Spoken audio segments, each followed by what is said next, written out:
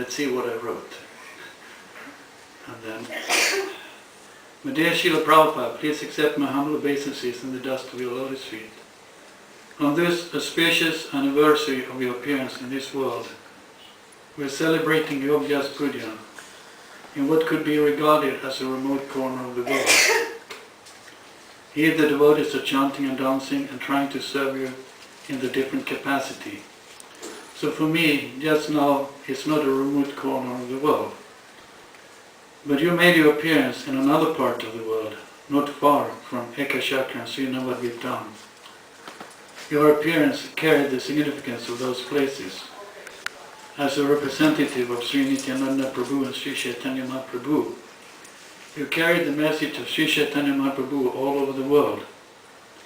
As a true Jagat Guru, you preached the message of uncompromised pure devotion to the lotus feet of Sri Sri Radha Shyam. You preached with a loving heart. That love captured us, as did the truth of your preaching. You taught us that we are not this body, and that the material world is a place of misery, of repeated birth and death. You also showed us a way out of this dark place, the way to the spiritual world. You showed us how to get there and gave us a glimpse of what it is like there. Gradually your legacy is spreading and taking root all over the world. It is my good fortune to be part of that movement, of your movement. I may be a small part in a remote corner, but hopefully a small part that counts in a place that matters. I beg to remain your servant eternally.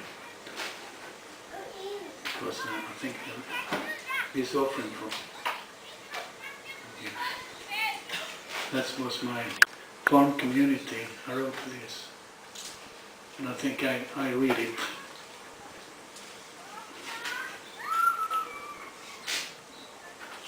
Namo Vishnu Paraya Krishna Prishna Bhutare Srimate Bhaktivedanta Swami Namane Namaste Saraswati Deve Gauravani Pracharne Vivise Satinyavadi Paskatyara Satari. My dear Srila Prabhupada, please accept our humble obeisances in the dust of your lotus feet. On this auspicious day, we celebrate your appearance here at New Sri Chaitanya Chandrodaya Mandir, well, at New Radhakund. Amrisgård, Sweden. Okay. The remote corner of the world that you blessed with Sweden, Stockholm. A remote corner of the world that you blessed with your presence in September 1973. At that time, we rented a house in a suburb of Stockholm. We were young and enthusiastic. Those of us who were there with you are still here. We might not be so young anymore, and youthful enthusiasm might be lacking in some ways. But there is still dedication. Now there are more devotees in Sweden, with more centers firmly established. One of those is the new Sri Chaitanya Chandrodaya Mandir, Amrisgård, situated south of Stockholm, in a forest by a nice little lake. What if you would come here and visit us now? What would you see and what would you say? There are more than a dozen families here and quite a few children. The parents endeavor to provide a Krishna-conscious education and environment for the children. There are some cows and oxen. Some devotees are learning to train the oxen and work with them. There are gardens where we grow vegetables, flowers and fruits. There are also a bakery and some small businesses. Finally, what gives its all meaning is a temple where Sri Panchatattva is worshipped. The project is like a firmly rooted tree. Strong roots are necessary if a tree is to grow tall and big. This is also a place where one gets rooted materially and spiritually. You connect us to our spiritual roots. This tree gives shelter to many birds, devotees. Some birds migrate and some are permanent. The devotees themselves are also like trees, and at the same time they are each uniquely part of the community tree.